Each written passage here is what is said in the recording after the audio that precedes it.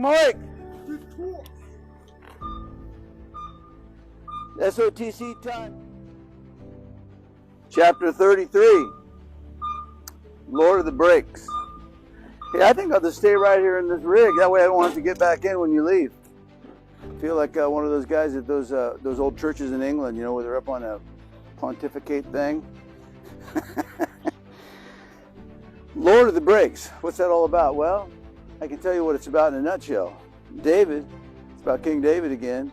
David was anointed to be king, spent 15 years, 20 years running around in caves being chased by Saul.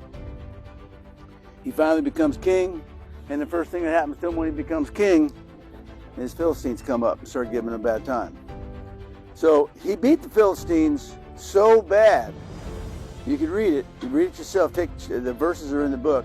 He beat the Philistines so bad that he actually named the place Lord of the Breaks, Baal Perazim. I guess it's in Hebrew. Baal Perazim means that it's the Lord who breaks through with great numbers and great force, right? Like the water that's bursting through a dam. So he beat the Philistines so bad that he named the place Baal Perazim. So then it says a short time later, the Philistines came back. Now, what's up with that? When you like totally annihilate something, you think it will be gone, right? So today you're listening to this thing. There's some people out there. I don't know if it's 2 or 3 or 200. It doesn't matter, because I hope that the person that needs to hear it is hearing it. It doesn't matter how bad you thump down the devil. You can't thump him for good. He doesn't quit. He doesn't die. The only one that's going to put him away forever is when the Lord Jesus Christ comes back.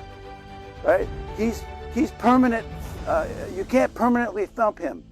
So the problem is, if you don't know that, then you get complete victory over what the devil's trying to do in your life.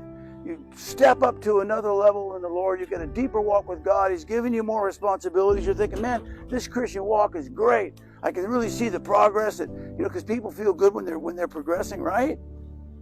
And then all of a sudden the same thing comes back again. It's like, what is that? Well, why is it important to know that? Because if you know that, you don't get discouraged. You say, wait a minute, man, I dealt with this before. You know what? Don't get depressed and don't say I'm on victim mentality. Oh gosh, what am I going to do now? Geez, I did this and now I've got this problem again. I guess I'm always going to have this problem. I guess I'm always just going to be, a marginal citizen of heaven. Don't believe that. Read this devotion today and understand that the devil, when he's stumped, always comes back. And when he comes back, you deal with him the same way that you dealt with him the first time, but it may be a little bit different. Read the story. David asked the Lord, should I go at these cats? And the Lord said, no. This time I want you to wait until you hear the marching of the soldiers on the top of the mulberry trees. What? I mean, if I heard that, I would have to say, what? David didn't even doubt it. Didn't even sound strange to him. See, because he served a God that had so much power and authority that he knew that God could come down any way, any shape, any form. And he said, okay.